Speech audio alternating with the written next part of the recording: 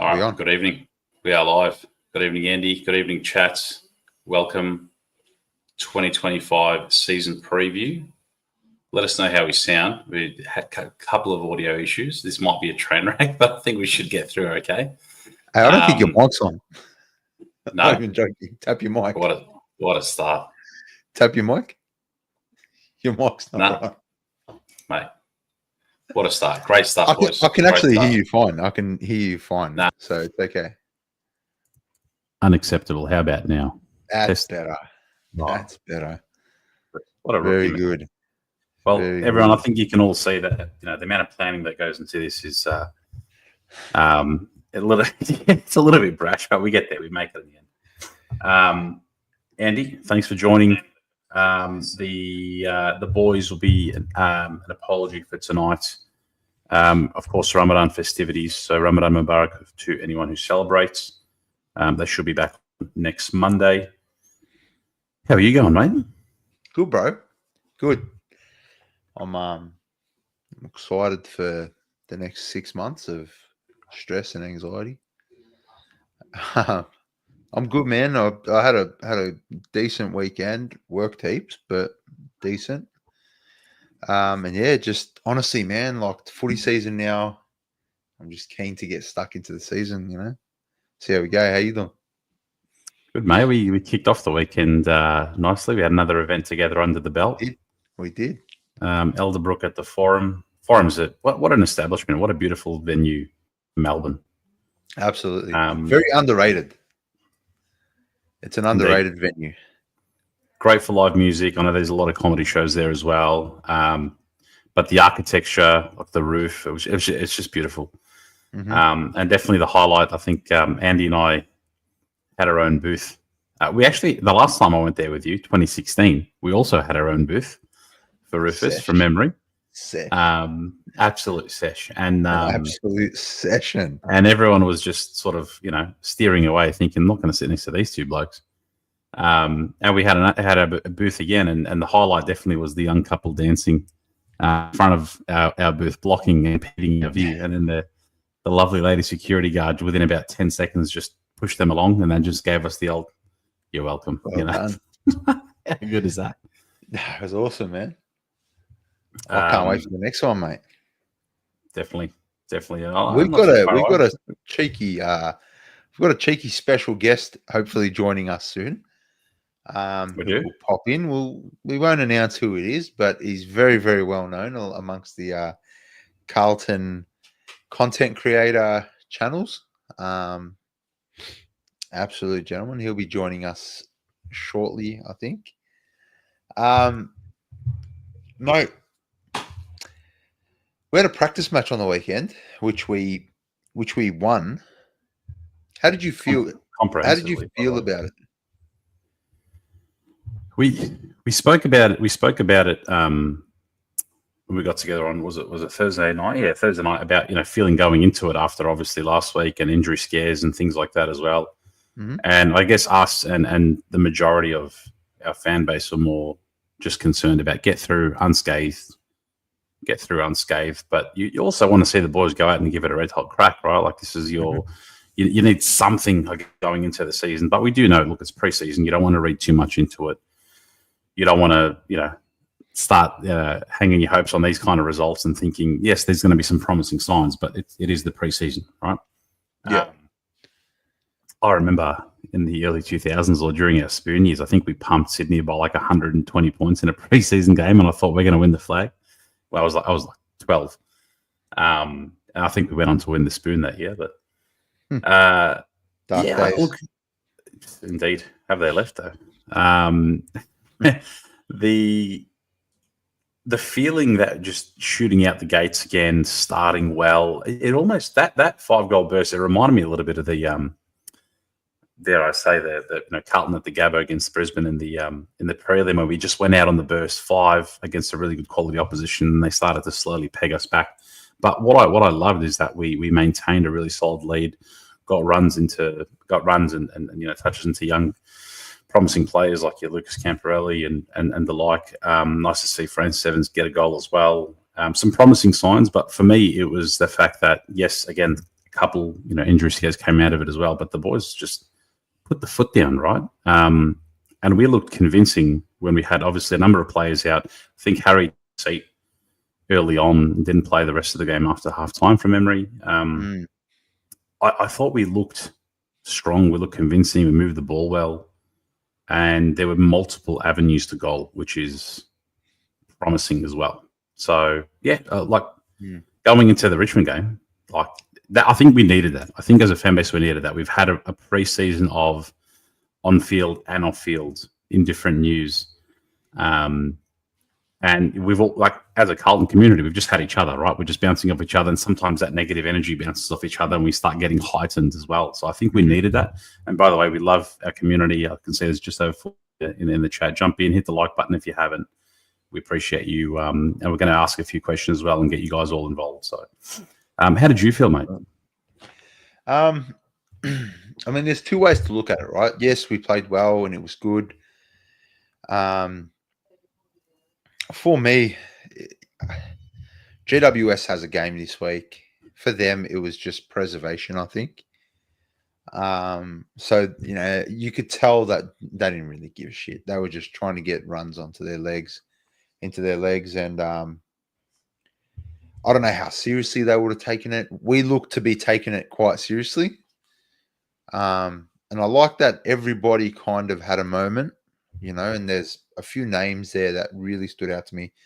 Lucas Camporelli looks like a player, he looks, and I think his brother's supposed to be the better one.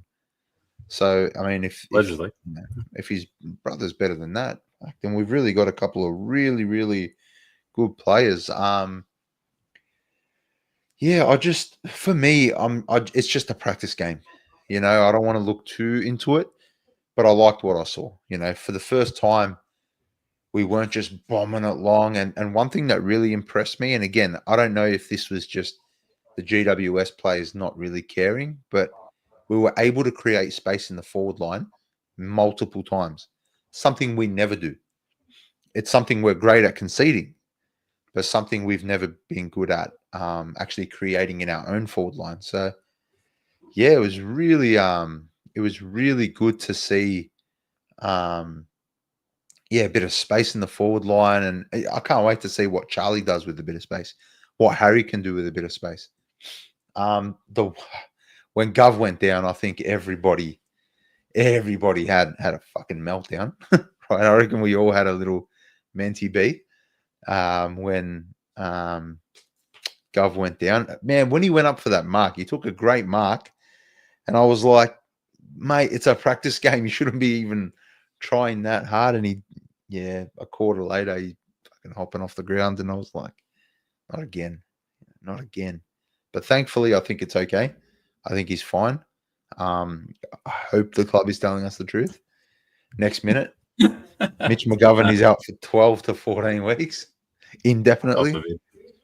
No, I think he's all right. I think we'll be all right. When he clutched that high up, he sort of moved his hand high up on the hammy. That's when I thought, shit. Yeah. Well, he grabbed his hammy, but then they were saying it was his foot. His foot, his ankle, and then obviously first it was Achilles, and then a week after the club has said, Jagger's one was it's just a knock. He's going to be okay, and whatever. We're not. It might not have been the doctor. It was assistant coach that said it. A week after that, you thought, oh shit, this is. It's not that. It's not something like that again. It's not something sinister, is it? But he was battling on the field for a little while after, and then he came off. But thankfully, he's okay allegedly. So that's the good news out of it. And so relatively unscathed. I think there was a bit of noise about Harry's knee circling the last couple of days, but sounded like everyone got through unscathed and healthy. Yeah. Well, speaking of. Let's add our guest. What do you reckon? Our guest seems bring him to be in the waiting room. Bring him in. Ladies and gentlemen, I want to give him an announcement. I want to give him I want to announce him. Ladies and gentlemen, for all watching, hope you're all enjoying the show so far. Our special guest of the evening hails from another show called The Jumper Punch. He is the one and only Rocco. Look at this. I don't know about special, but anyway, I'm a guest. We can leave it at that. Yeah, that's good, mate. How is everyone? Good, mate. What's going on? Thank you. Thanks for joining us. Good. Everyone in the chat, I can see. I've been reading the chat while I've been waiting here. That's not the real muss, is it? Because if that is, mate, it's time to bloody hit the road, mate. 15 for you. Yeah, so... We've got fake YouTube profiles of all of us, I think, at this stage. There's five fake ones. I noticed there's even a Michael Voss in there somewhere. This is superb. Here he is, Michael Voss. What did I think? What did you think of the game? What did I think? Look, I was pretty impressed, to tell you the truth. I know it's a practice match. I understand that. Everyone keeps saying it's funny. If we lost by 10 goals, everyone would have been jumping up and down. We win by 10 goals. Oh, it's just a practice match. But you're right, it is just a practice match. Is everyone playing it like a practice match? I don't know. I reckon there's certain players there who are playing for their position in 2 weeks' time, and they played pretty well. What was I looking for? I was looking for some defensive effort all around the ground, and when we got that, so I was pretty happy with that. You know, it wasn't just in the back line, in the forward line, all over the ground. They were working hard. Someone like Zach Williams, man, he was working all the way to the back, getting the ball. So that's impressive if they can do that all year. And then there was a couple of kids there that really look like they're going to give the round one a real shake as far as selection goes. And I'm talking about Camporelli there. He's definitely looks like. How good was Camporelli? I know it's just a kid in his first game. I realize that. So let's not get, but really he knows how to get the ball. He knows how to get the ball, doesn't he? Mm-hmm. I think he knows how to make space for himself. Yep. So he knows how to kind of read the play and then create space and create his own lane to get the ball, which is something that you don't see many footballers. I don't care if they've played 10 years. Some players can't even, they don't know how to do that. So it says a lot about his own, you know, the way he thinks about the game. It's very unique.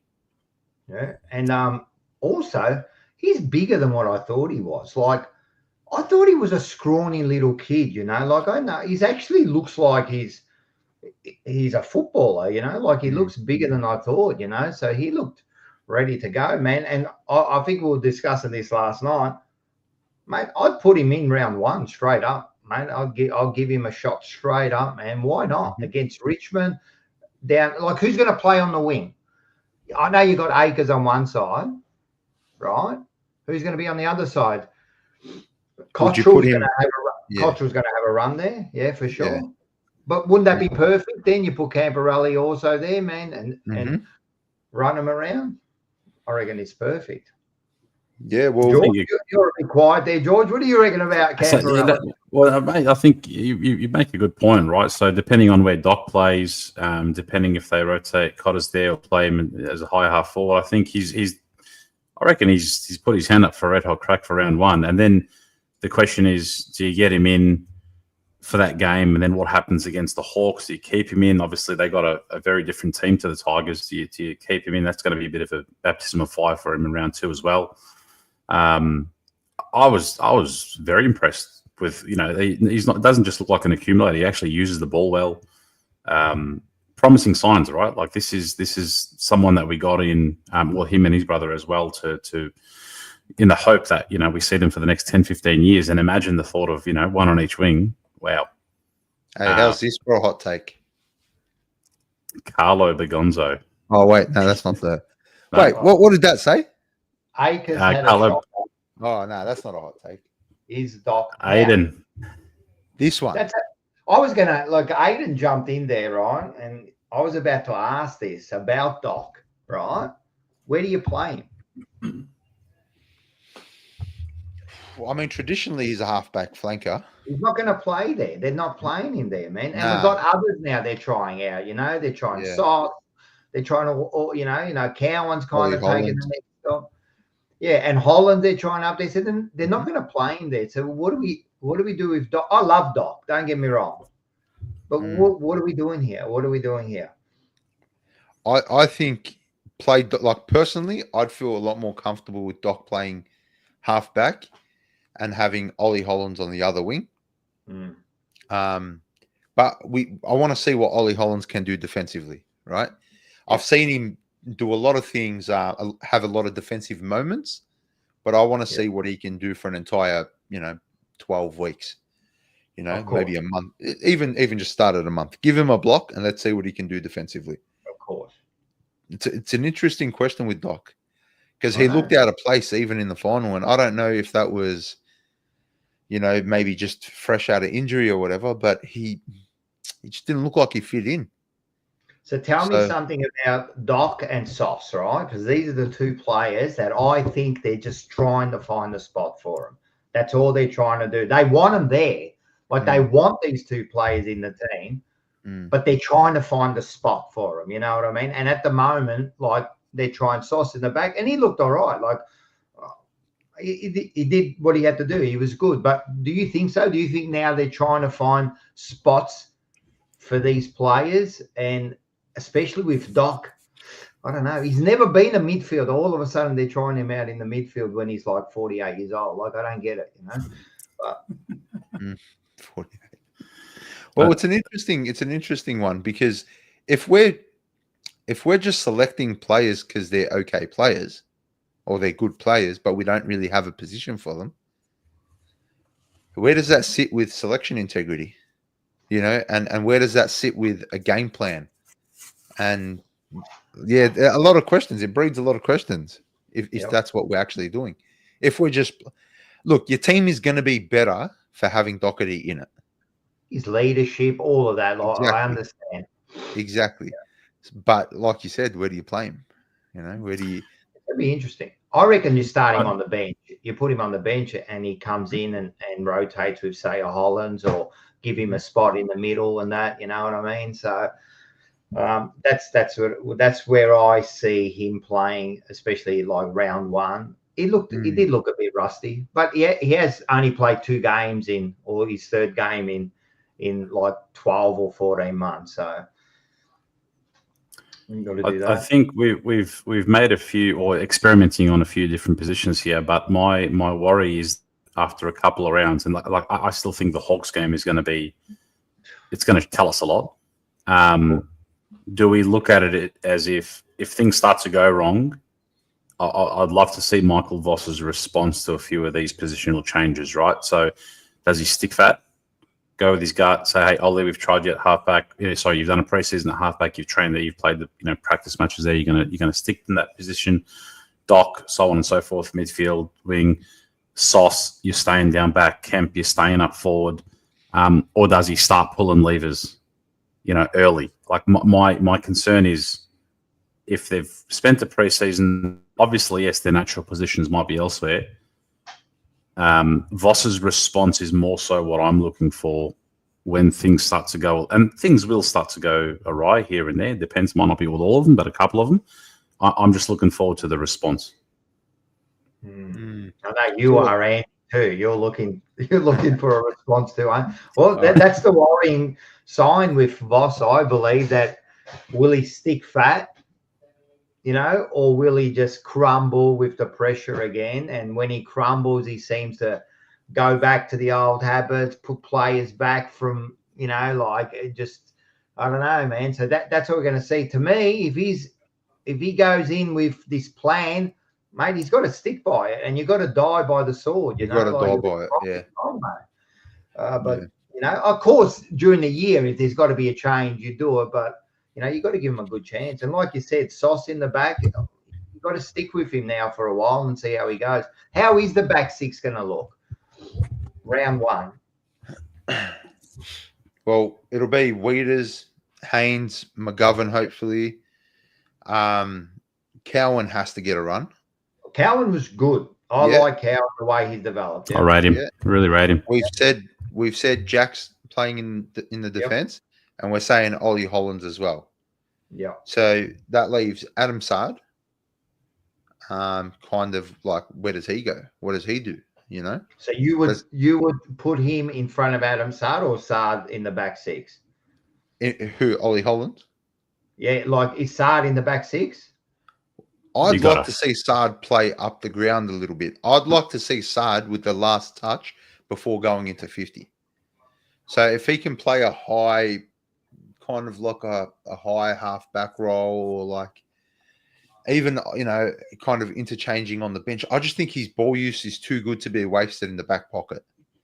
And defensively, the older he's getting exposed the other way. So yeah, that's it. But he did look better in that practice match. Like, he did. Okay. He looked okay. But he did play up the ground too. I think he kicked the goal. He kicked that goal. Yeah, he got up the ground. So more of that. Yeah, we've got to use. We've got to use him up the ground. I believe we've got to use his pace. Like he's a weapon. Before he completely loses that weapon, we've got to use it, man. Absolutely. Yeah, absolutely. Yeah. So I think we'll get stuck into our preview. So our format is pretty much, we're going to ask a few questions. I don't know if you're in a hurry or not, Rock, but no. Let's do it. Stuck with us for the next 3 hours. We're going to get Rocco back. We're going to get him back. Before if anyone has watched the Jumper Punch, even unfiltered, on the Jumper Punch channel, you know that Rocco's shows go for about 13 hours. So no, but none of you complain. Like even you came on the last one, George, and then after finished, you go, far out. It's 12 o'clock. Like time flies when you're having fun, isn't it? It's a good laugh, man. It's always great. It's always great, Johnny on the couch.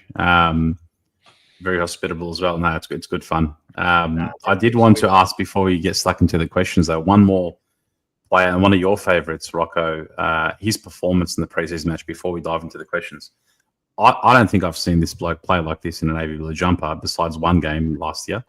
Your boy Fantasia. Yeah, the Fantasia. Mate, he was flying. He was actually flying, legitimately flying for marks. Did you see how high he got in the square for that mark? And he come from nowhere. He come up and he took that mark, and like he also kicked the goal from 50 odd meters, didn't he? Yeah, and he was. What impressed me? It was that link up. He was that link up player, So he was that player that was taking the ball along the wing there, half forward and linking them up. So he done. Look, what can you say? He had a good game. It was just a practice match. Can he replicate that over and over and over again? And that's the issue with him. We've seen him play a quarter, a half, and one whole game. But the other games have been. How you going? And then they say, but his work rate whatever. We need to see goals when we need to see more of that, If he can replicate that, then, you've got somebody.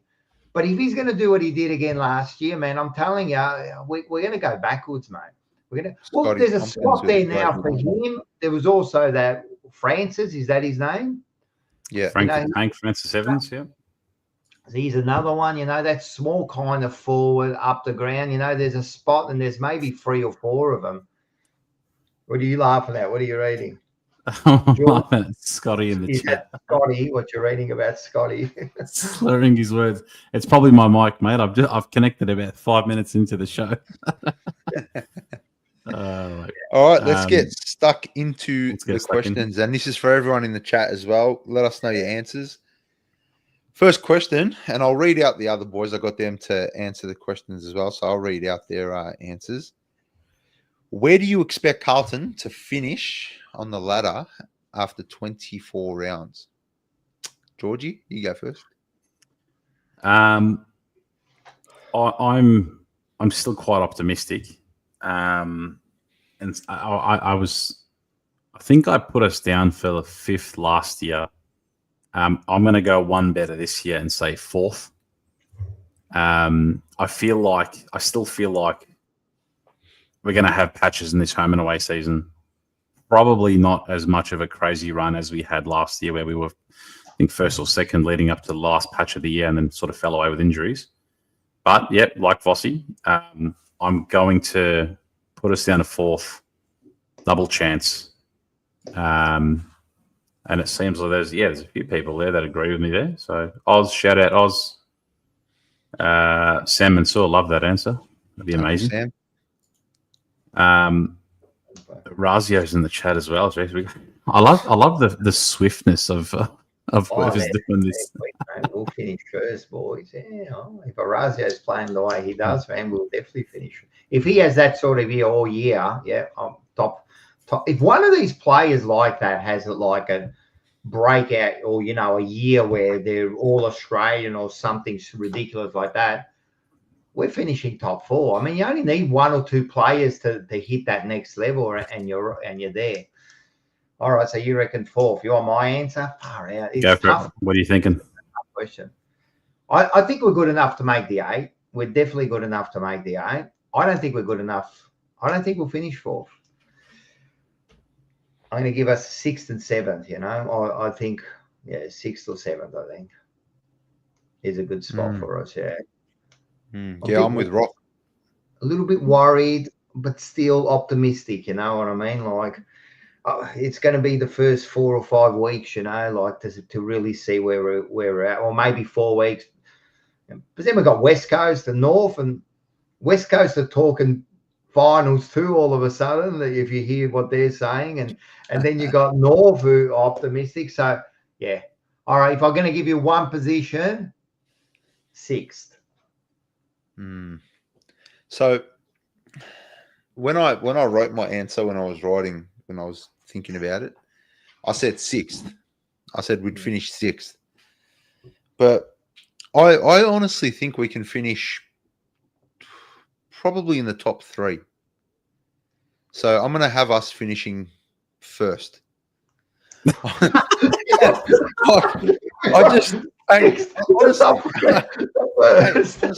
Honestly, right? Honestly. I love it. It's a big if. It's a big if. We were 16th. At round 17, 18, we were second on the ladder, man. You know, by a couple of games as well. Yeah. And I just think if we get it right, I'm going to look at this like it's glass half full. And I think, mate, if we get it right, who the fuck is going to beat us? No, at our best, it's a tough footy to beat once we're playing at our best, you know, and that forward line looks strong. And, mate, it's all there. Like, the pieces are there. The pieces are there, mate. Like, I know what you're saying, but so you're going to be better than Brisbane. You're going to be better than who else finished? Like Sydney. Sydney's going to have a good year. I don't care what anyone says. Nah, Sydney will be duds. Really? Yeah, I think Sydney they'll be duds. They'll have a dud year. They GWS? They're going to be good. Bro, GWS is all hype. All hype GWS. All that talent, and they've got nowhere, bro. I just think, I don't know. Something's just telling me, right? If we can get it right, if we just get it right for enough of the season, I can't see us losing more than 4 or 5 games. And I think we can lock in. Look, I think top 3 is what we should be aiming for. I'm definitely aiming for it. I agree. And why can't we finish first? Like, I just look at every other team, and I think all the other teams are hyped. It's all hype for the other teams, right? Whereas for us, our backs are against the walls. Our backs are right against the wall. And we do our best work when our backs are against the wall. Look at our 2023 season, and then go back to last year when we had, 24 players to choose 23 out of against West Coast, and we won. We shouldn't have won. We played a younger side than West Coast. We played a less side than West Coast. We had no right. We had no right to go over there and win, right? We had no right to be in the contest against St Kilda. And with 14 seconds left, we were winning. Yeah. And we did that a few times. Like, if you think about it, against Collingwood, really, when they beat us, you know what I mean? Like, we weren't as good as I don't think we were traveling as well. And with 30 seconds to go, where what is it? Scores a level, you know. So I agree with you. So when you say that, Andy, like last year, people say injuries, and then other people go, oh, but you can't blame injuries.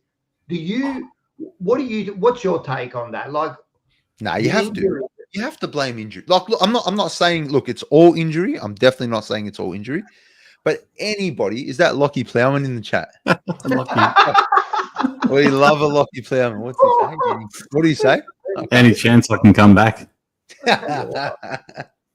I'll tell you what. We've already got a couple whipping boys. I don't know if we need a third.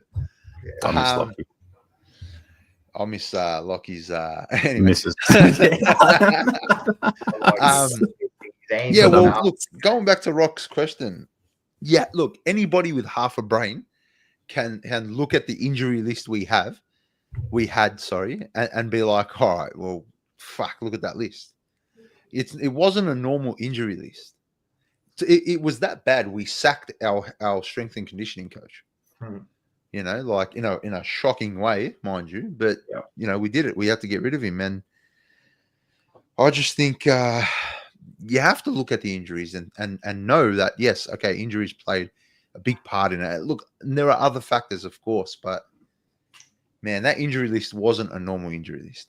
I tend to agree with you. I tend to, like, you can't, like, we just kept getting an injury or two every week, you know, and that continuity there was gone, you know, and people that say,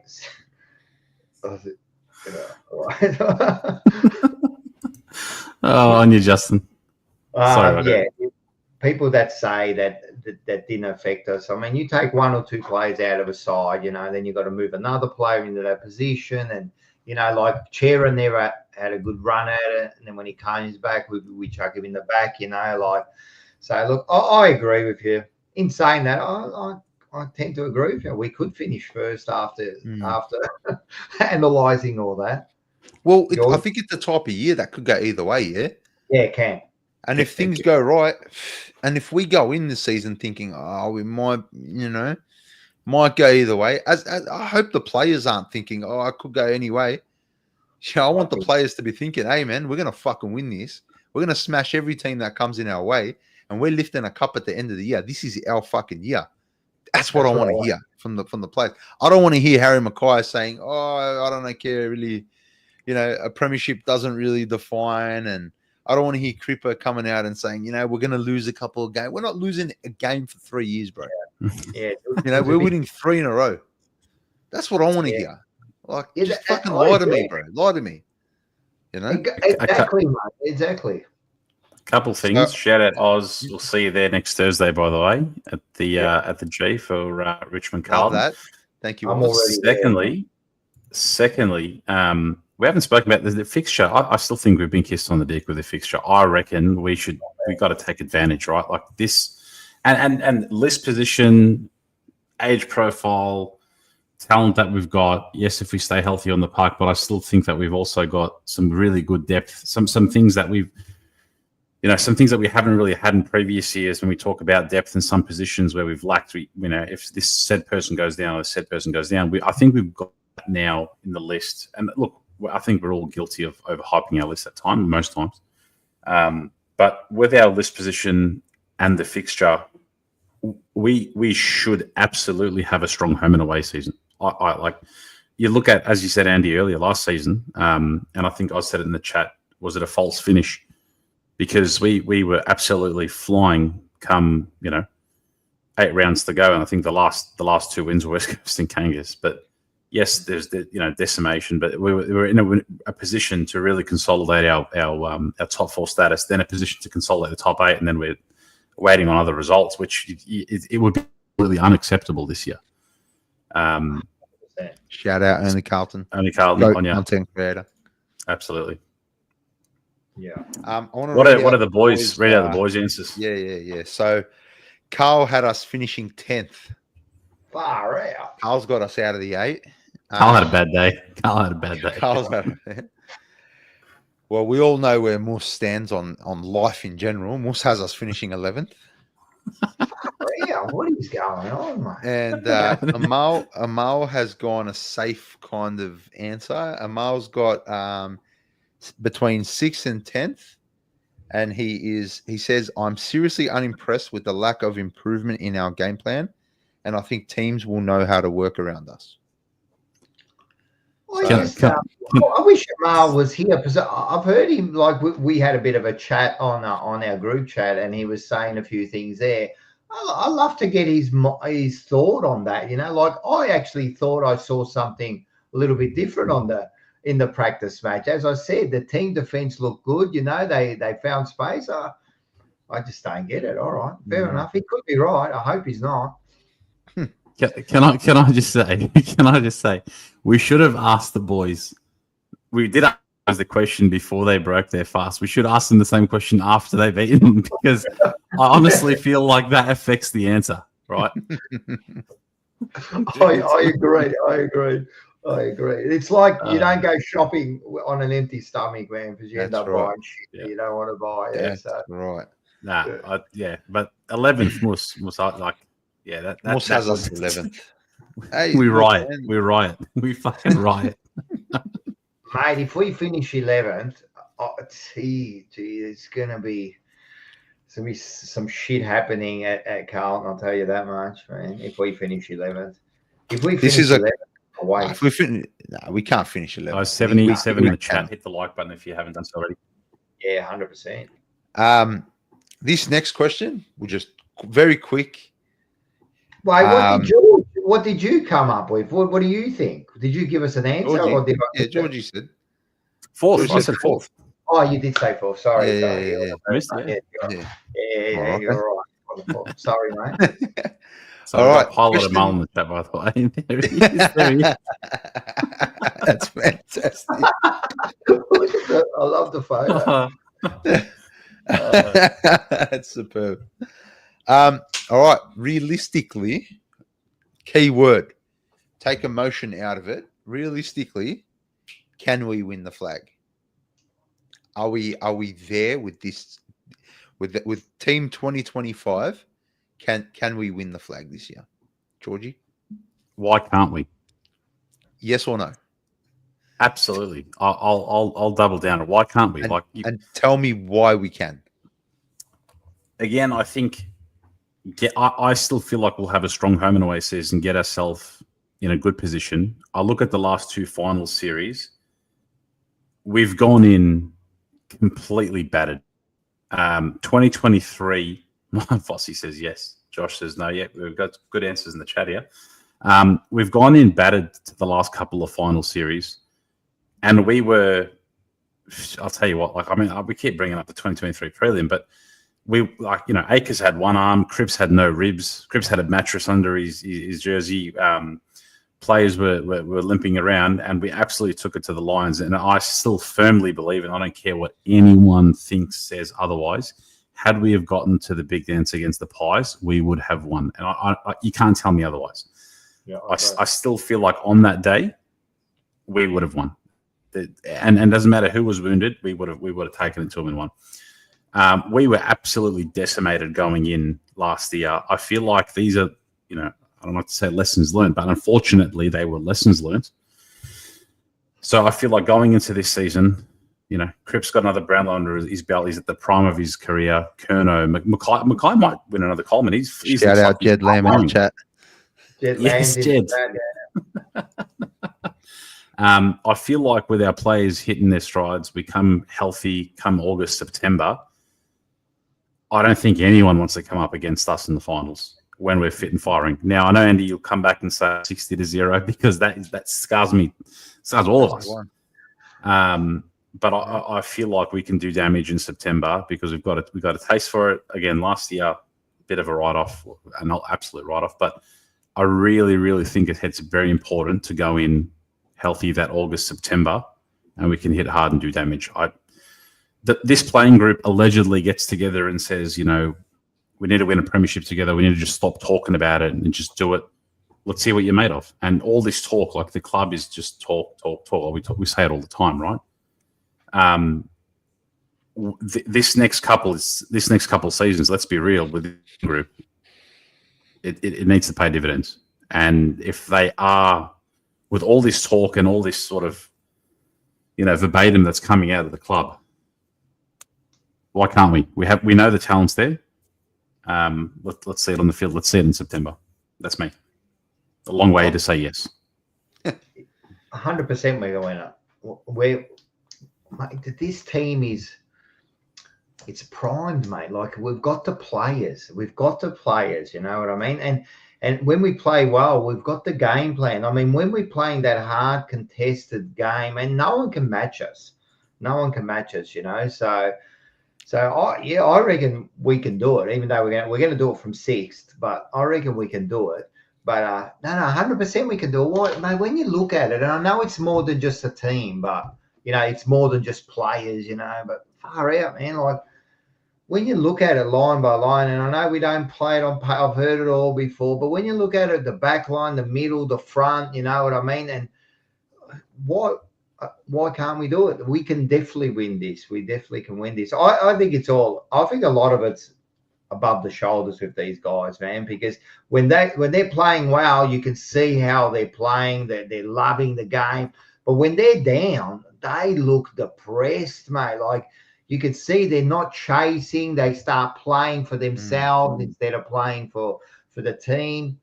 Now we can do it. We can do it. And I think the big thing this year in doing it, seriously, is playing these kids and getting them up to a standard where they're making a difference. And I'm talking about the camper rallies, even what was his name? The other midfielder that we mentioned, the Lord.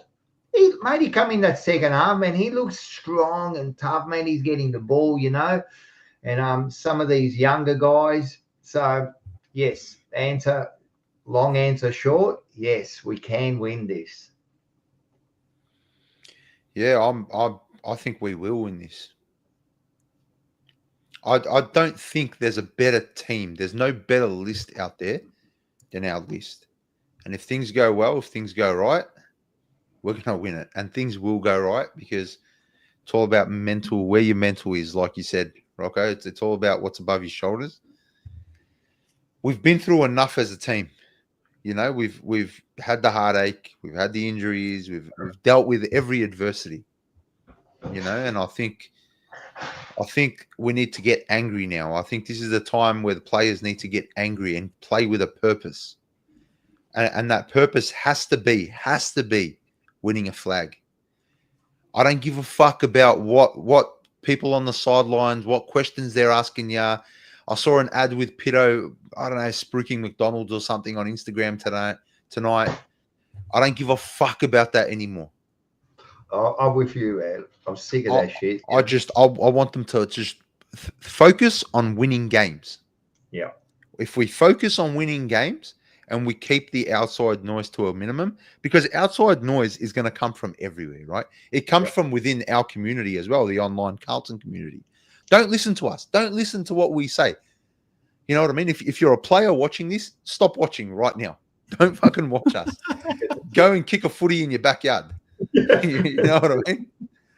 But I just think if we get it right, and for me, the most important part is, you know, our bottom 10 players. Yeah, of course. If they take it up 20, 30%, there's not a team, there is not a list in the world that can beat us. Simple. So I'm with you. Like, we've got the talent. You know, at times we've got the gameplay. All you do is laugh, George. What's going on here? Scotty, hey, Scotty's killing me. Scotty's killing me in the chat. Yeah, but the thing is, you have to do sponsorship. He has to do sponsorships to buy a hot meal when TDK's picked over him. Oh, hey, he's got the right to reply. The right to reply. It was a great ad. I don't know who's making all these accounts. They're fantastic. But I reckon they've got about 15 laptops and 3 iPads. My thing is, how many different YouTube accounts have you got, mate? Nah, man. These are the real people, man. Don't fool yourself. You're the only channel, right, that's got like half the Carlton team commenting on that. It's the best. All right, I'll get into the boys and what they replied with. Carl said no. Carl said no. We're going to finish 10th. You can't win it if you finish 10th. Exactly. Mus told me to get off the Shilajit. Amal says, realistically, we can win the flag. Anything is possible, but I don't like our chances. Look, I understand. Like, we got burnt at the end of last year. I can understand how people think. We want to see. To me, this first month is so huge. All right, let's be realistically. We beat Richmond by 10 goals. We have to go out there and win by 10 goals. 100 points. 100 points for me. 100 points. You have to, right? And then we're going to test it. And then you look at, like, I don't want to look too far ahead, but the doggies are missing a whole midfield now. There's no Bonds. There's no Trelaw. I think there's someone else that's not in there. So you think that you got a good chance to get them, And then Collingwood is always a 50-50 just because of who we are, right? And then the Hawks is the challenge, man. So, man, you come out of there 3-1, I'm jumping on, mate, as flag favourites, you know what I mean? So we can do it. We can do it. And I think at our best, by the way, we should never. Who cares who we're up against? Who cares who they're fielding? Who cares? Bring on their best, right? We want to take on the best, but yeah, like you said, Rocco, I think this first month is going to say a lot, right? And a lot of the things that we've been trialing, position swaps, potentially, way of playing. We're going to see the results, or we're going to see a fallout or a change. We're going to see something. So this first month will tell you a lot. But Richmond, Jesus. I want to see some leadership too by Vossi, right? I want to see some strength from him. I want to see him come out and, like, stand by his convictions and he's got his game plan. I want to see him implement it and don't veer off it, man. Come back to the Vossi from Brisbane. That's what I want to see, man. And I reckon if he does that, the boys are going to follow him, man. Like, how can you not follow Voss? You know what I mean? I think a lot comes down to Voss. A lot comes down to Voss, man. Show some real, he's the leader, but show some real leadership. And I'm talking with the whole footy club. The whole footy club, man. If anyone comes up and tries to tell him, well, we got to play this play, we're going to do that, mate, I'd be saying, piss off, mate. This is my team. If you don't like it, I'll leave now. You run the club. That's what you've got to do, man. So it comes down to Voss, and he's in the chat there. Come on, Vossi. He's heard you, Rocco. He said, I got you. I'll be more angry. That's it. I want to see like him, mate. And if you want to hear a rev up, just really quickly, Andy, before you go to your next question, if you want to hear a rev up, a bit of stand-up comedy, some, a little bit of grilling here and there, and just a bloody good old night, Rocco, tell us. Oh, we've got the live show. Mate, tickets are selling fast. This is your last chance this week to come down there. So if you think this is fun, what we're doing right here, imagine seeing us live, man. And you boys are going to be up on stage. Mate, you boys are going to be. So we're going to have a great chat up there. And, we're going to have the mic out there. We're going to be asking questions from people. So, so get your tickets. Use the code there, TJP10, you get 10% off. Man, there's great food there. There'll be plenty of food, plenty of drinks, and a great time. It starts at 4:30 on the 9th. Yep, Scotty's going to be there on the 9th. On this Sunday. It starts at 4:30. Everyone rocks up. We have a bit of a drink. We get up on stage, have a bit of a feed, later on, and then we'll be hanging back. And, we're there till whatever time. It's going to be Paul's birthday too, so let's celebrate the night with Paul. There's going to be the Prendergast boys are going to be there up on stage too. You got Bucky, you've got who else? We've got Almost Blues Brothers. Man, it's a wog fest. Like, there's only a couple of skips there, right? Scotty and maybe one other person, right? But apart from maybe Scotty and Bucky, that's the only skips that are going to be there. But apart from that, it's just going to be a wog fest. There's going to be greasy hair everywhere. Not for us. Not here. There's just going to be greasy food, some wine. Oh, Johnny Holden. And Johnny Holden can't buy any raffle tickets. Yeah. No. So make sure you get down there this Sunday. It'll be a good way to kick off the season, mate. The Blues, mate. Kick off the Blues season. How was that for a bit of a sell? That's a good plug there, Rocco. That's a very good plug. Luke Sayers in the chat. I'm not going to share that, but he says he'll be coming on Twitter. So yeah, thanks, Luke. That is brilliant. That's the best. That's the comment of the night, mate. I love it. Oh no! Oh no! I have something to say about Luke Sayers on the night too, just quietly, man. Good. He hasn't had. I don't think Luke Sayers. No one's really said enough about Luke Sayers. I think Luke Sayers needs to be outed. What do you reckon, guys? Absolutely. I don't know about outed. I think he's been outed enough. Yeah, he's already outed himself. Well, Paul reckons. I don't know. Paul reckons. Yeah, I know. I heard him, and I don't know. I'm just asking Paul. Like, I don't know how he knew it was flat before those pixelations and that. He must have been looking real close at that photo. I don't know what he was doing, but. Very good. All right. Yeah. So next question this is a simple one. Just a one-word answer will be fine. If it's not Carlton, who will win the flag? Georgie. Everyone in the chat, who do you think will win the flag if it's not Carlton?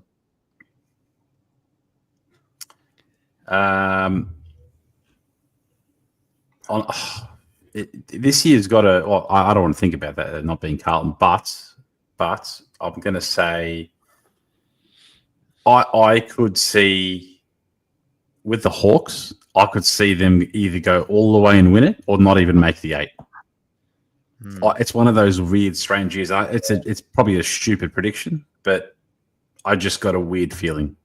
Just a weird feeling that it's either going to be they're going to go all the way to the granny, or they're going to crash and burn.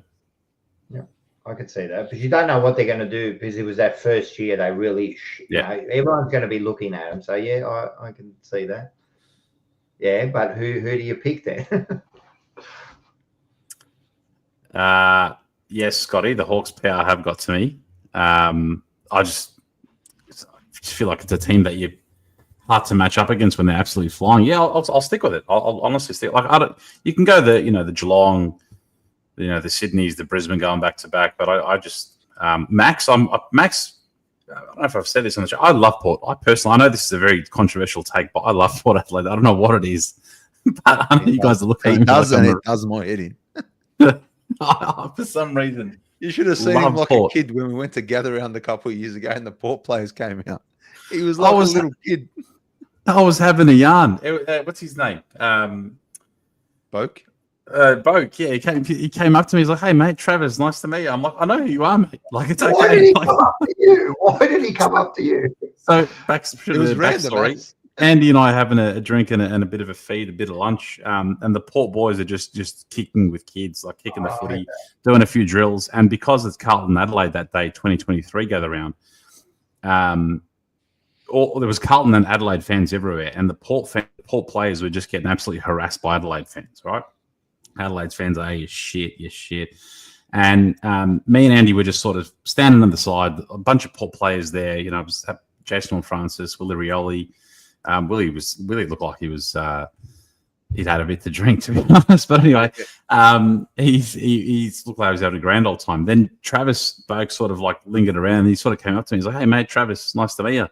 I'm like, "I know who you are, mate." And then he goes, "No, it's just nice to see a friendly face. We're copping it a little bit off the locals here, right?" So yeah, but no, Port. Oh, mate, imagine that. Imagine. Ken Hinkley just does the win, the mic drop. There he is. See you later. There he is, Travis. Hi guys, he's in the chat.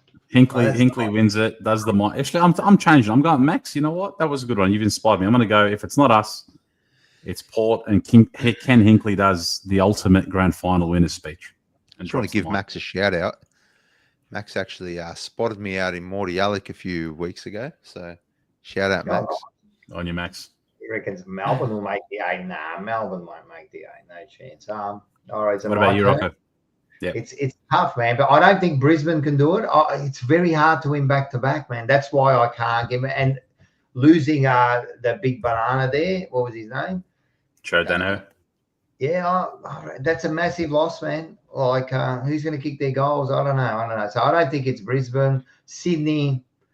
Yeah, I don't think they'll do it. You want me to go I'm going to go someone way out. If it's not Carlton, it's someone who just missed out on the 8. And thanks for losing that last game, put us into the 8. I reckon Freo could do it. They weren't bad last year, and with their inclusions, especially with that little forward there, man. If you're going to give me one, I'll go Freo. Yeah, Brisbane for me. I think. Again, I just think if they finish top 4 and get a home final first up, they'll have 2 finals at home, and then they'll play a grand final. They know how to get there. They know how to win one. And if they get there again, I think they'll win their second. Unless they're playing us and they'll lose by 4,000 points. Yeah. But, I'm tipping a Carlton-Brisbane grand final, to be honest. And I think we absolutely smashed them. If we play them in the grand final, mate, I want nothing but pain for those blokes for what they did for us in that final, yeah. Absolutely. It's pretty tough, man. It could be any one of 4 or 5 teams, I reckon, got a good chance this year. And I reckon we're one of those sides. Man. Yep. So I'll go to the boys and what they've said. Carl reckons Brisbane. Yep. I don't even want to read Musses out. It's fucking disgusting. No, he didn't say that team. Of course he did. Not only did he say it, but the way he said it was disgusting. No, he does it deliberately. No. You don't know how miserable he is. He hates Carlton. I'm convinced he hates Carlton. And the word he used before it was unacceptable. He'd want them to win just so he could say, "I told you," wouldn't he? He's that kind of person, probably. Let me just tell you, I've known Moose since we were very, very small kids.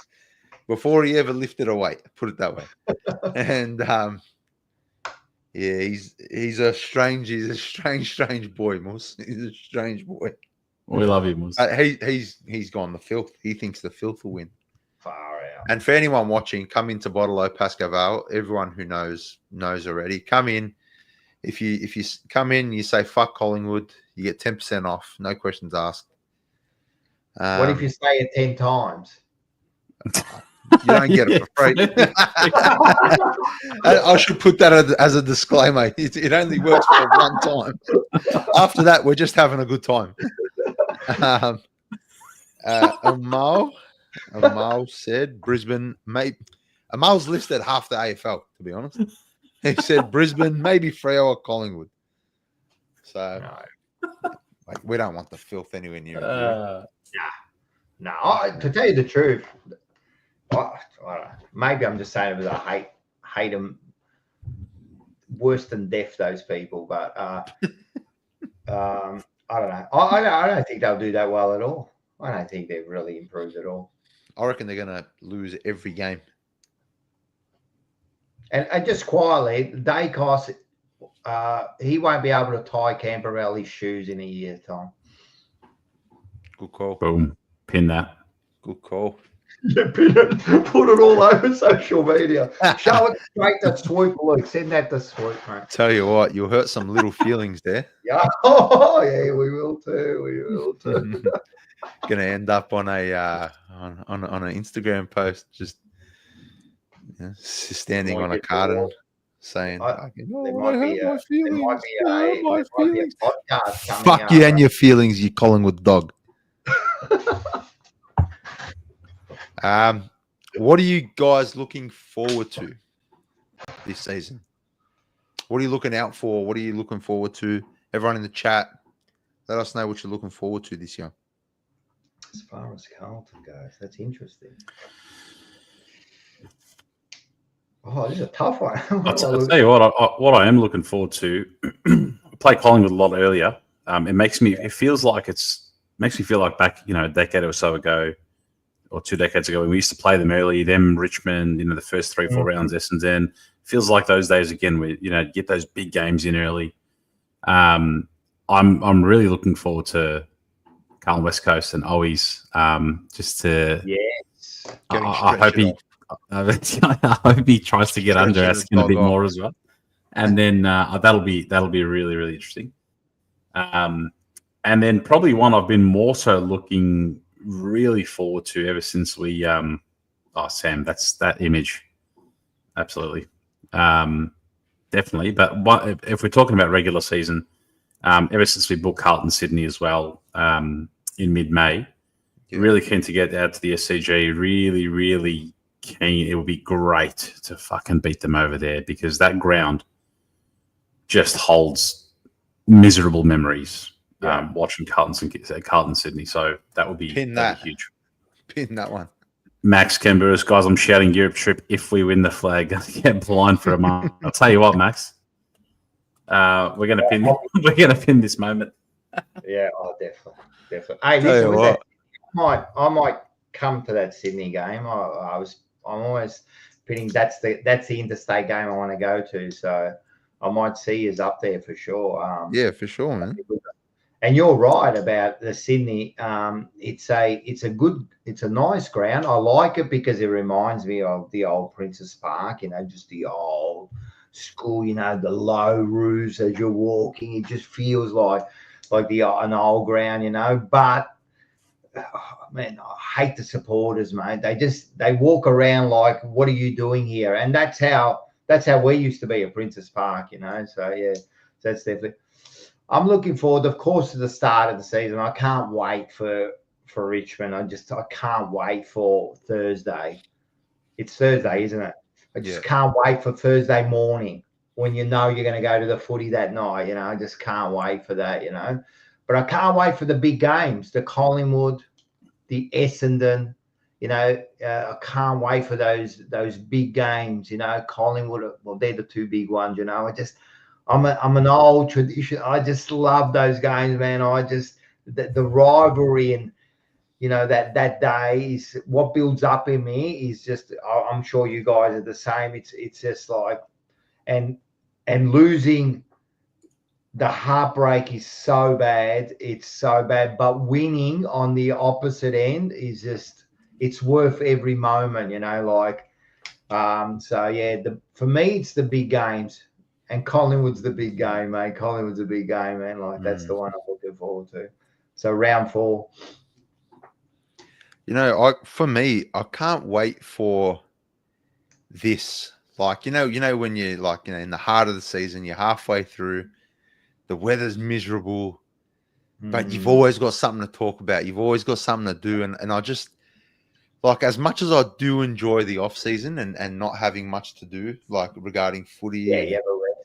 And all that, I can't wait to just be on my phone looking at the footy news and being in the group chats and doing this and catching up with people who I've met through doing this and I can't wait for the community aspect of the footy season.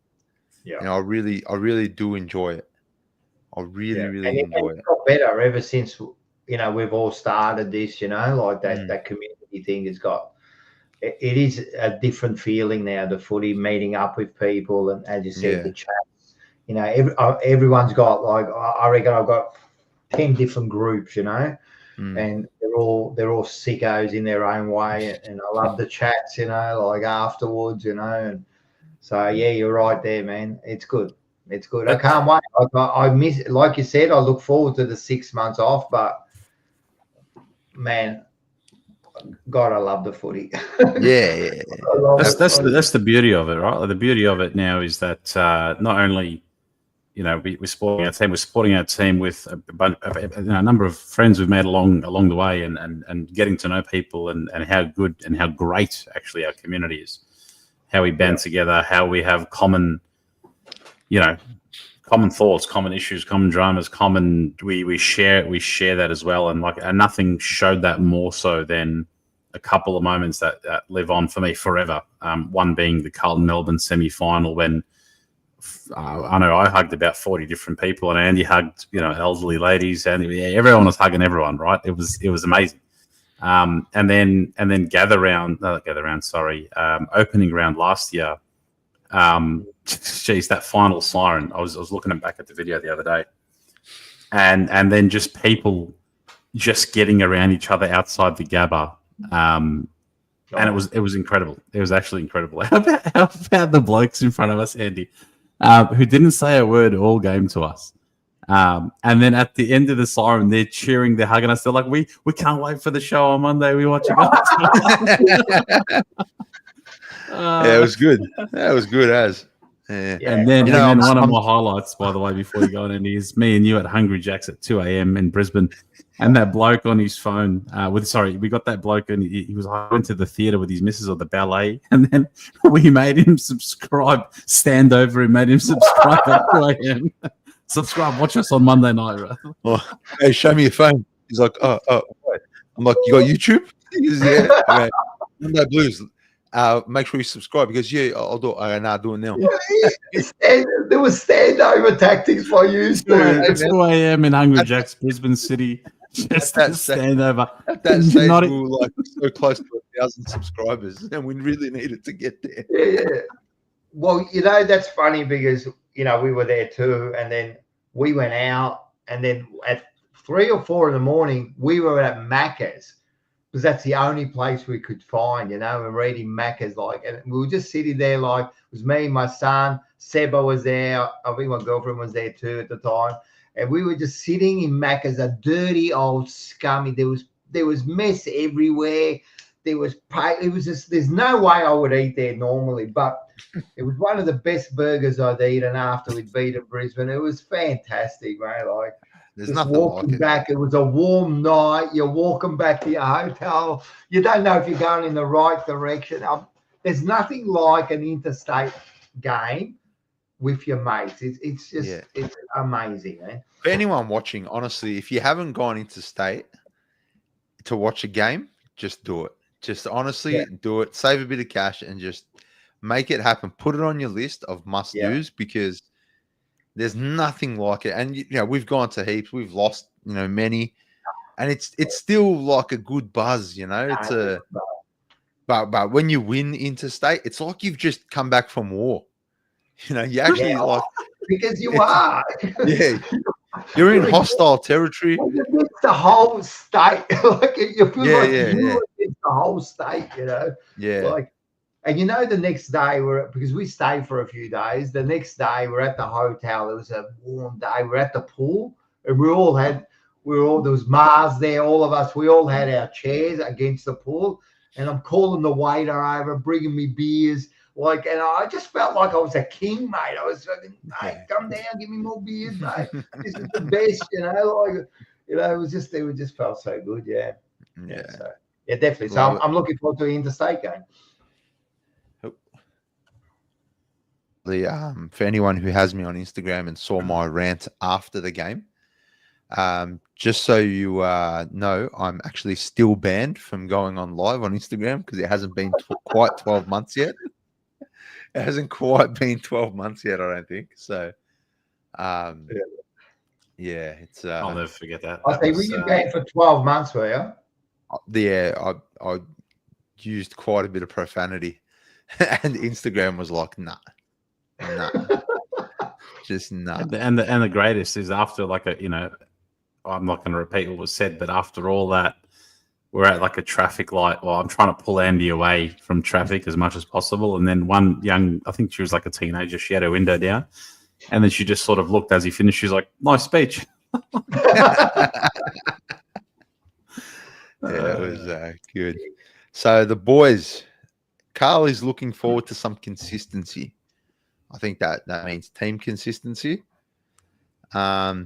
Moose is looking forward to nothing. No, Moose is looking forward to proper, free-flowing footy if possible. That would be nice. That would be very nice. Something we're not quite used to. Amal, getting some rhythm back in my life. So I think much like us, yeah.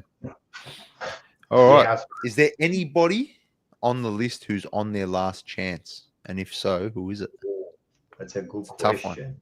Georgie, for anyone in the chat as well, if you think someone's on their last chance, that could be multiple people. Let us know. There are a few. They're understandable. There will be a few I spoke about one earlier. I'll start with, say, Raz contract year for Fantasia. This is his contract year, I'm pretty sure, because he had the 2-year deal, so he's got this year's last one. So I think interesting strategy of our recruitment, right? We had Francis Evans and was it Will White, the other small forward that was taken, and Michael. Well, yeah, geez, we'll get to that, I'm sure. We've got a few forwards, I guess, that are that tells me the Francis Evans and the Will White signings tell me that there's either not, or there's probably not much faith in the current crop that we've got. And when you got Jesse Motlop, Corey Durden, Lockie Fogarty, Zach Williams playing a small role as well, and then obviously Owi's gone. So and Fantasia. So Onyanaz, good to see you in the chat. I feel like if Fantasia you do, and as Oz just said there as well, there's that small forward, the two positions, I guess, or like if there's going to be a couple in there, there's going to be some hard calls made at the end of the year, and I feel like Fantasia and Durden, especially, under the microscope. That's me. Rocco. It's definitely Fantasia, but that's a no-brainer. If he doesn't perform, I mean, he's not going to give anything. I think, I'm going to go Sauce or Jack, because really, if he doesn't succeed in the back, what are we going to do with him? What are we going to do with him? So I think he's the one, and Durden, really. Farah, you're right. With those other small forwards, they've got no faith in Durden, so they're just hoping for the best, and he's got injured again. Is he going to, he'll get his chance? So for me, it would be Jack at the back and Durden at the front, and someone mentioned it, the coach. The coach, 100%, man. He doesn't make the 8. I can't see how he's going to survive. All right. Could you imagine halftime of round 1? We're down by 5 goals to Richmond. Sack him on the spot. Sack him in the rooms. In the rooms. In the room. That's it. He doesn't walk out. He doesn't walk out with the team at halftime. That's it. You're done. No, mate. I don't want to think of the unthinkable, but yeah, man. If you lose that first game, mate, I don't know. Like, what can he do and say, man? There's I don't know. Shout out Tracy Reid. Shout out Tracy. We saw Tracy at the TJP show last, I think. I'm pretty sure. Yeah, Tracy. That's right. We see her again. Tracy Reid. She's a great car. She's lovely. Yep. On you, Tracy. Look, for me, Corey Durden. Corey Durden. I think Lewis Young, but I also think Lewis Young will get a bit of game time this year. I had a chat with a good friend of the show's Morris the other day, and he said made a few good points. I just think he has to play this year. He was one of our best in the last couple of games last year. When things weren't going too well, he was in our best against St Kilda, and in our best against Brisbane in that shit show. But I just think Durden for me. What are we doing? And then we've like George said, we've picked up a couple of other small forwards. I don't know what the club is telling us exactly by doing that, but it can't be good for the likes of our small forwards who are currently in the side. And Michael Voss for me. I've made my feelings very clear in the off season. I hope he comes out and absolutely kills it, and we go undefeated and we win a flag. But if things don't go right, we have to hold his game plan and lack thereof accountable for squandering a list this good. It would be a squandering if we don't win a flag with this list. And I think while we're still kind of in that window, we need to do better, in the coach's box. So yeah, I'm a firm believer that Voss is on his last legs. Things have to turn around. Things have to turn around. Yeah, big time. And with Durden, I don't like Dirt at all. Like I think, Tell us how you really feel.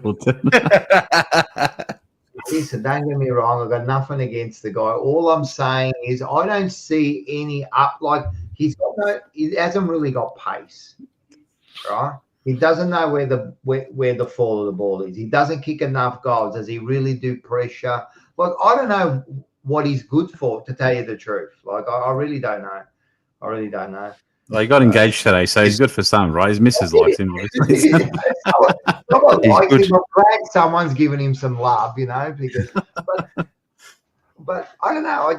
To me, I don't know. He does nothing, man. He does nothing for me, He doesn't excite me. He does nothing exciting, Like, Yeah, you know what? Like his first year, he's shown some really good glimpses in some of those early games, and I don't know if it's obviously an injury thing and getting his body right, but yeah, I don't know. I really hope he does recapture the Rocco versus Durden at WrestleMania 40. I reckon I've got him. I reckon I've got him. Look, I think we've got a plethora of small forwards now, but pressure's on spots. Those spots will be heated. Sorry, Andy. I'm telling you, we fix up that small forward scenario there and get like Motlop and get another one or two really, then I can say, man, we could almost be unbeatable, because that's our biggest downfall is that small forward line. You know what I mean? And what I've seen over the years, man, sometimes they don't even know where to run. Like they don't even know where to go. Like, like not in the right position. I don't understand it. They're going for marks and that. Like I've spoken to a few of the, old mosquito fleet and that. And they say, man, they would say themselves, they go, man, like we would train to attack the pack, run at full pace, right? And either like try to judge where the ball's going to go or just go in one way and then the other one goes. They don't do that. They don't hit the pack with any sort of pace. Sorry, Georgie. No, you go. You were saying how, like if we tighten up, the forward line would be almost unbeatable. See, for me, and I think I'm in the very small minority here, my biggest concern is our midfield. I know you've said that before. I've heard you say that. I think our midfield has no quality depth. I think the first 3 or 4 players are good, or the first 2 or 3 are good. It's like great. And then we're relying on a never healthy Sam Walsh. And then where's the depth? Is he part of your top 3? So naturally it's Cripper, Walsh, Chera. Is that who you're talking? No. I'm saying like I'm putting Walsh in there, right? Yeah. So it'll be so TDK for me is a midfielder, right? Yeah. TDK is an absolute midfielder for me.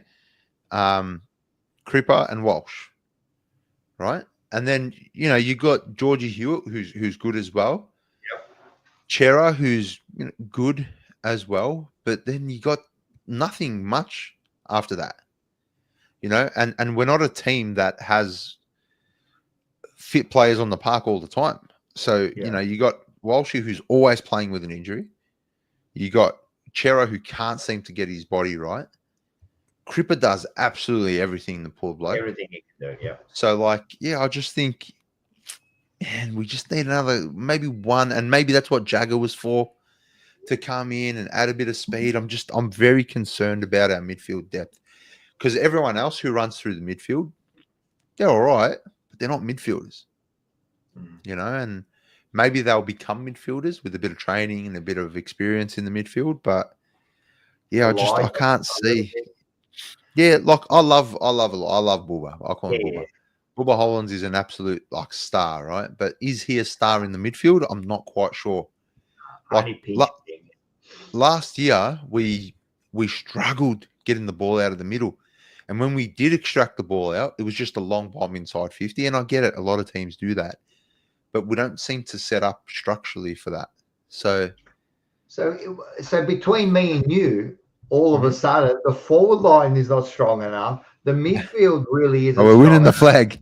And we're winning the flag, you know. The wheels are falling off this episode. I don't know. I wanted to go back to really quickly on the small forwards.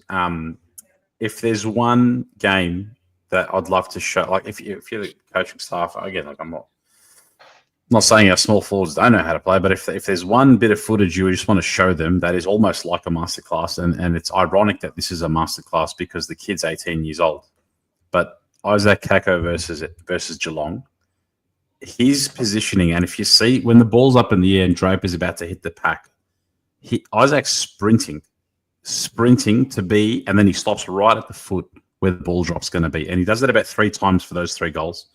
He gets another one. Obviously, the 50-meter penalty, and he gets one over the back as well. But his positioning, every time Draper hit the pack or Caddy hit the pack, was elite. And the ball dropped to him 9 out of 10 times. He goes, he snaps it, he goals.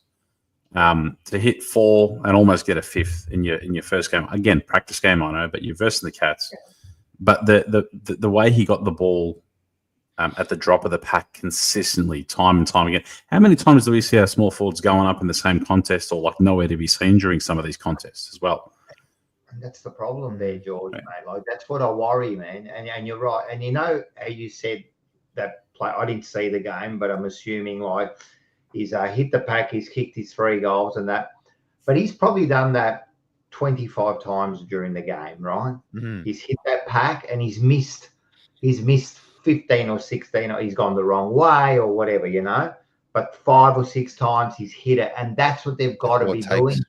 Yep. Yeah, you've got to be hitting that 20, mate. Your job is to stand back and run full pace at that pack, mate, and wait for the drop where you can take off. And over the last few years, I don't see him do it. You know, you see it once or twice, and then other times they're either standing there like a statue, or they're going up for a mark, you know. That's like, what cooks me. Yeah, that's what cooks me when they stand in front of Harry or Charlie, and they go up for the mark instead of being at the bottom of the pack. That's what cooks me.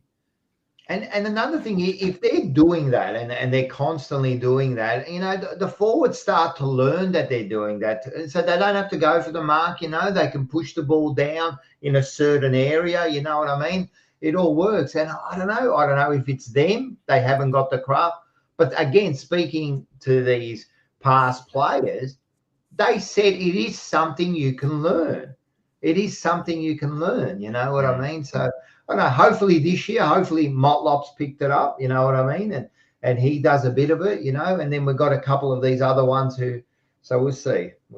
But Durden, you're right, man. Last chance, I think. So I'll go on to the boys and what they said. Carl said Lewis Young.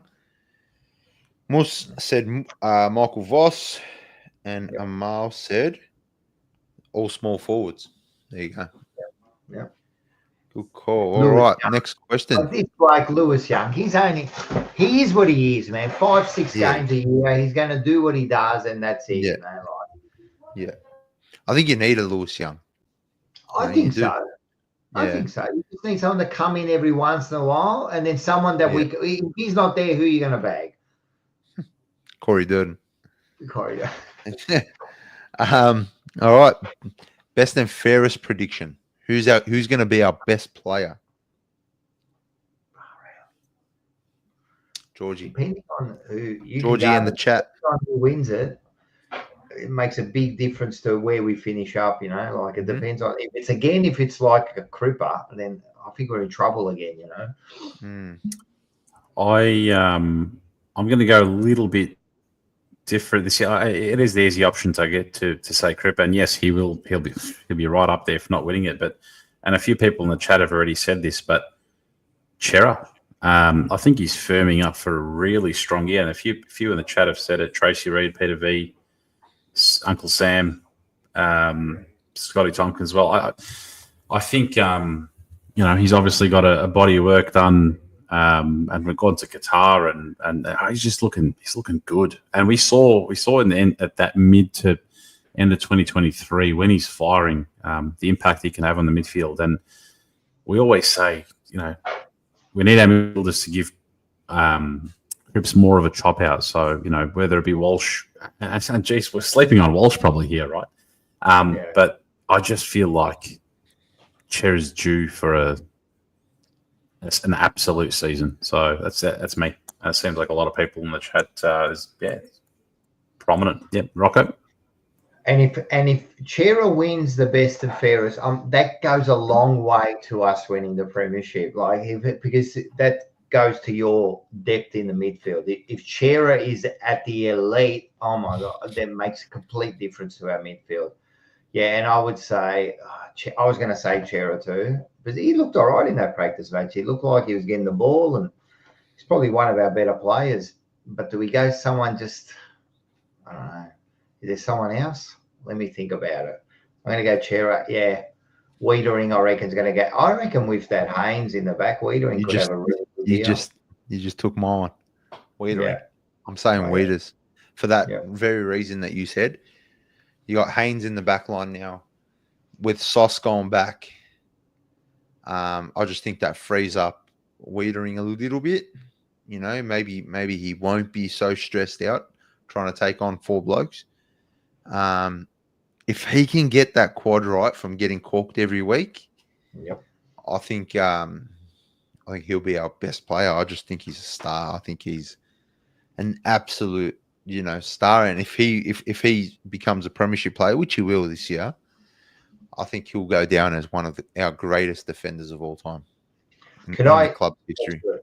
That's good. I agree. And you could see the difference just in that one game. He just looked a bit more relaxed. He was taking control there. He wasn't worried about. Now, can I say someone else? I think everyone's forgotten this. TDK. He's going to win the best and fairest. If TDK wins the best and fairest, we are winning the premiership, mate. Like TDK, that's it. I've changed. TDK is my prediction. How good did he look? Did you talk about him? No, we haven't really spoken about him. How good I don't care, it's a practice match. How good did he look? He looks hungry. What did Max Gorn say about him? I think in midweek he's like, and if he wants 40 million, give him 40 million or something crazy. I agree. He is absolutely. I think when he's very important to us. I think when we verse the Kangas. Who was that prick that hit him? Tristan, was it Sherry? Yeah. Mate, gets stuck right back into him. TDK first contest, knee right in the guy's ribs. Right. And the things he does, really, no other ruckman can do it at the moment. Who else can do what he does? No one. Right? And even at any stage, was that? I don't know if it was. I think it was last year. That goal he kicked against his brother out of the pack, the first goal against Geelong. Last year. Not many players, let alone a ruckman, can. I tell you, he looked really, really. He impressed me. Not that I'm not already impressed with him. What he did was pretty bloody impressive. And if he plays like that through the year, that's gonna go a long way to us winning that premiership. He's a star. Genuine star. And is he worth? All right, just a quick one. Every cent. 1.7. Yep. George, give him the cash. Give him the cash in a brown paper bag. Give him an offline sponsor, whatever. Just make it happen. They can make it. If Geelong can do it, we can. Yeah, they will. Yeah. They will. They'll make it. They'll do it. Don't worry. He's not going anywhere, man. He's not going anywhere. I'll go to the boys and what they said. So Carl says Cripper. Moose says Hewitt. That's another good one. And Amal says Chera. Far out. If Hewitt wins it, my God, if Hewitt wins it, we've won the premiership. If any of those lesser players, not lesser, but if someone like a Hewitt or wins it, that means how good is the team going? You know what I mean? Far out. If Hewitt wins it, what a bloody, that's a great achievement by that bloke. Yeah. He's a workhorse, that bloke. I like him. Workhorse. All right, last one of the night. Again, for everyone in the chat, breakout player of the season. Who's going to have a breakout season? Georgie and chat. I'm going to go Cooper Lords for this one. Got a really good feeling about the kid. I feel like with Kennedy out, and obviously we brought in Jagger, and Jagger looked like he was firm to play from round one and play out the season. I feel like it's going to be his best mate. It's going to be one of his best mates, Cooper Lord. We saw some signs late last year, but I really like the way he goes about it, and I feel like, again, with a lot of the focus going into Cripps, going into Walsh, going into Chera, going into TDK, like another midfielder, and Hewitt, doing a lot of the grunt work. I really feel like it's the stage where someone like Cooper Lord could really shine. So I'm backing him in. I like it. If he does that, man, again, long way to us winning a premiership. If someone like Cooper Lord can cement the spot, I reckon I'm going to go Cripper. I reckon he's going to have a breakout year this year, right? I'm going to go for my man, yes, Cameron. I'm going to go Lucas Camperelli is going to cement his spot on the wing. I'm so impressed the way he went about. He found space. I'm going to go. He's going to have, in his first year, he's going to do what his dad did and have a breakout year. Remember last time we had a Camperelli debut in a season, we won a premiership. Just remember that. Ooh. And he's a shit one, apparently, isn't he? I don't know if we've called him the shit one. Well, everyone was going, his brother's supposed to be better. Yeah, Imagine meeting them both. Are you the shit one? Which one's the shit one? that's how I know. You're the shit one. You're the good one. Yeah, I'm going Lucas. I'm going to go all out on Lucas. I like the kid. Yeah, I'm going to say Cowan. I think Lockie Cowan, and you know what? I'm going to chuck Jesse Motlop in there too. I think Jesse Motlop kicks 40+ goals this year and becomes All Australian. I think Jesse Motlop is All Australian this year. Far out. If he's All Australian, kicks 40, we're winning the premiership. I'm telling you. We are winning I'm telling you, all this is happening. We're winning the flag. I like it. I'll back you on Cowan. I really like that kid, man. And I'll tell you what, Tassie going to come calling, yeah? Yeah. Because obviously he's from there. They're coming he's really, we got to keep him. He's an absolute battler in that defense. He's got that grunt in him. Don't want to say the other word, but yeah, he's a keeper. I think Cowan is what Liam Stocker tried to be. Yeah. I think he just couldn't. He's just not, a Cowan. And I think Cowan's got the makings of a very, very good player. And I think this year he stands up. Yeah. And he looked in that practice match. He already looked like just a different player. Like he looked like he took that next step, You know, we always say, Andy, we've got no CUNTs in the team. Yeah. Look like he's got that little bit of anger about him. I like him, man. And he was very, very controlled of what he does. He takes some good marks. Cowan's a good one. Yeah, if he has a breakout year, we're winning the premiership. We're going to win the premiership every time. We're winning the flag, boys. The boys chose. Carl said Cowan. Moore said Binns. And Amal said breakout player is out for the season. That's Jagger Smith. Poor kid. He'll have it next year. Breakout. That's tough. That's tough. Beautiful. Yeah, well, yeah. I mean, I'm keen. I'm keen for this year. I really am. I haven't been. I'm not gonna lie. I've been flat. This entire preseason, I've been flat, and I've been trying to look for hope somewhere. Like just trying to find something, and instead, I'm getting shit player interviews and shit content, and I'm just like, mate, the jumper punch and the Monday Blues need to get back on and show the world how it's done. We're back on, mate. We're back on, and we're talking the facts here, mate. We only talk facts here, So yeah, and that's why people don't. Some people don't really like it. They get a bit scared. They're a bit scared of the truth. They don't like it. Nah, certain people don't like the truth. They like big ostriches putting their head in the sand there and trying to hide it, But look, we all want the best for the side, mate, and that's the main thing. And look, that practice match, it gave me a little bit of like spirit there. Like I watched it and I kind of like said, you know what? I was in a little bit of doubt before that. I was a bit negative, but I thought, you know what? I know it's a practice match, but kind of thought, you know what? I reckon we're all right. We're all right. And we put a couple of players back, like Walsh coming back into that side. It's going to make a huge difference. People go, oh, he didn't have a good year last year. Man, the bloke's playing on a broken back, mate. He's still getting 30 possessions a game, The bloke's a star, And Curnow to come back, I know he might be a few weeks, that he'll come back. Don't rush him in. You know what I mean? The other thing that Carlton have got to do this year, right? And this is what I'm going to say to Voss. Are you on the chat, Voss? Because listen to me, man. This is what I'm going to say to you, mate. Rest your players when you have to, mate. Like let's plan this season properly now. Let's not be jump at shadows and that. Let's plan it out because it's a long season and we need our best side and we have to be playing our best footy in September. Right, so let's just plan it. If you need to rest a player, rest him. I don't care if it's a Cripper, who it is, rest. Yeah, there he is. Are you listening?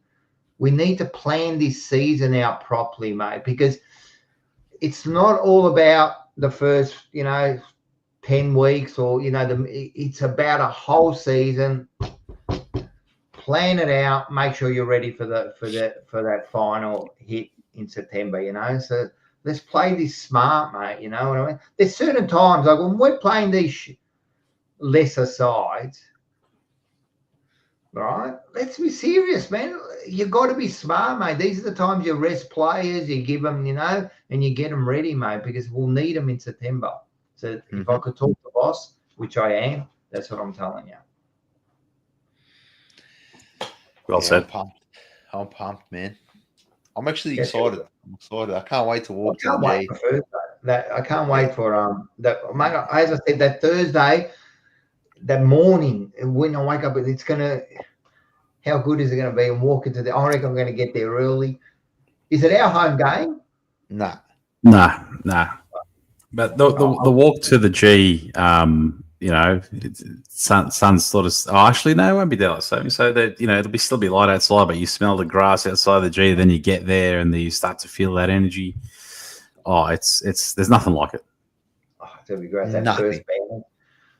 It's like it's surreal, when you're sitting there and you see that first bounce, it's like surreal. Like you're there, bang, you get that first contest, that first goal.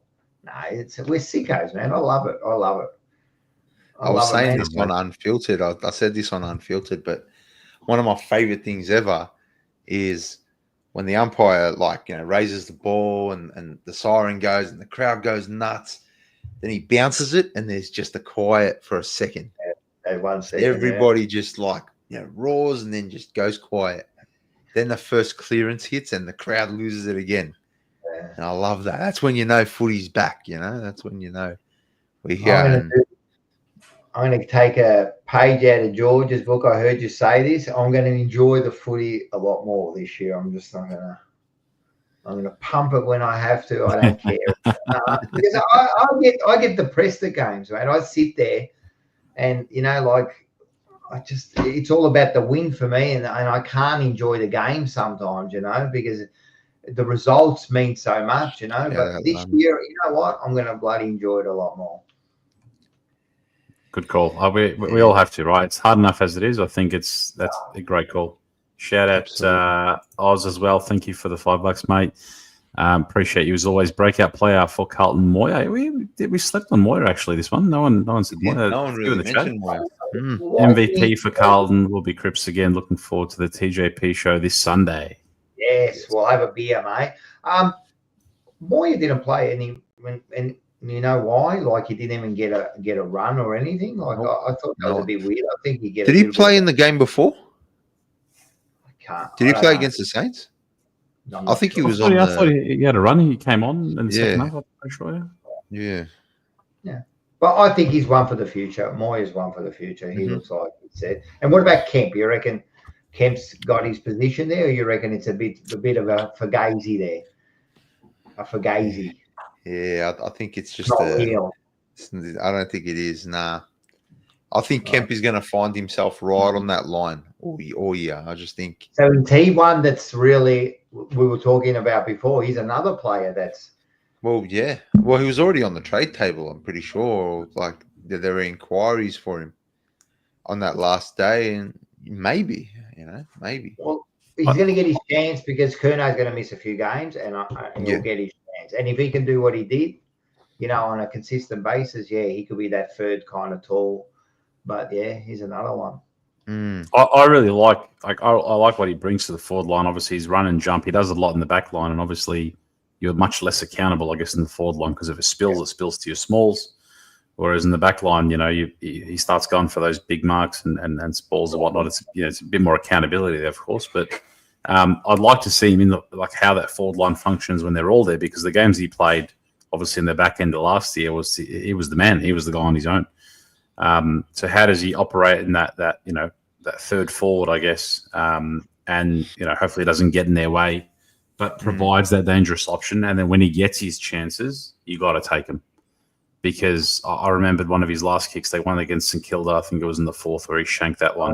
Yeah. And that would have probably sealed the game there. That's it. Yeah. Man. Yeah. So when you get your chances, you might get 2 or 3, shots on goal game. You've got to ice as many as you can. I think that's going to be the most important. So do you reckon it'll work with all three? Oh, look, with all three, I'm optimistic. I think it will. But I think he's going to be that player that he's got to come maybe up the ground a little bit more. One of the three will come up the ground a little bit more. But I feel like he'll get the ball. I don't think he'll have an issue getting it. And he's that dangerous option. I'm just more, can he convert consistently? Yeah.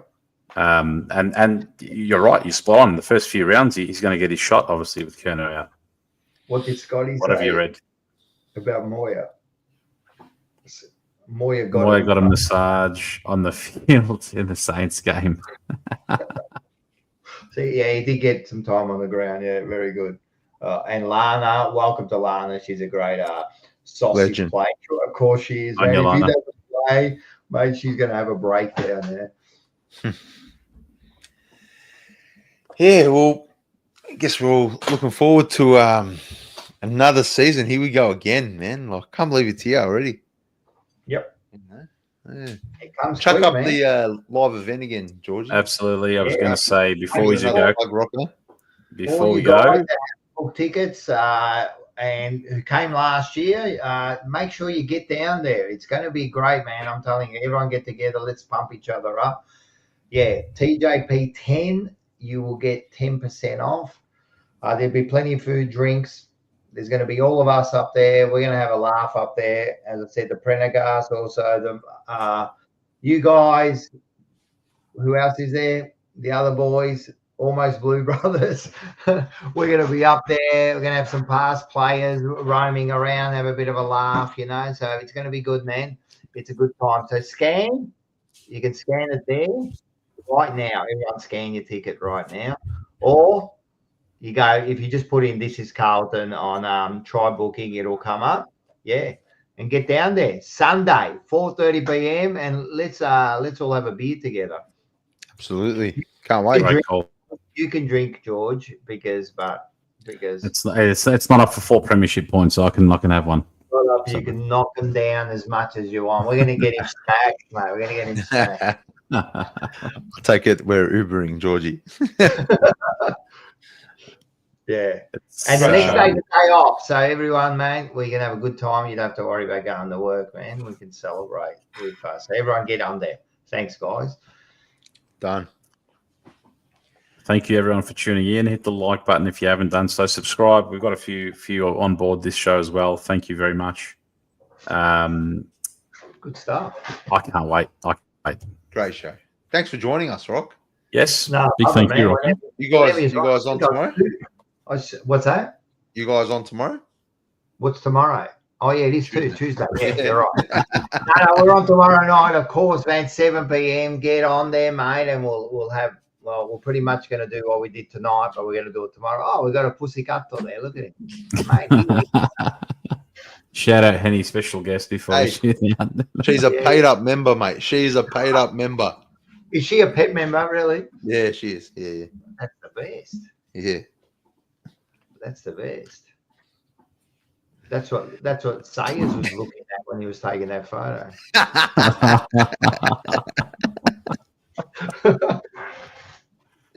On that note. Thank you, everyone. Thanks for Thanks, catch you next Monday. Thank you, Rocco. Take care. Tune into the Jumper Punch tomorrow night as well. Go there if you want to get the link as well. Yep. TJP show on Sunday. Season launch. Thursday. Well, if the game's going ahead, but can't wait. We'll be back next Monday. Thank you all for tuning in. Hit the like button on the way out. Love you all. Appreciate you all as always. Chat's been absolutely fantastic tonight. Amazing. Thank you, guys. Absolutely. See you guys. Go Blues. Sicky now.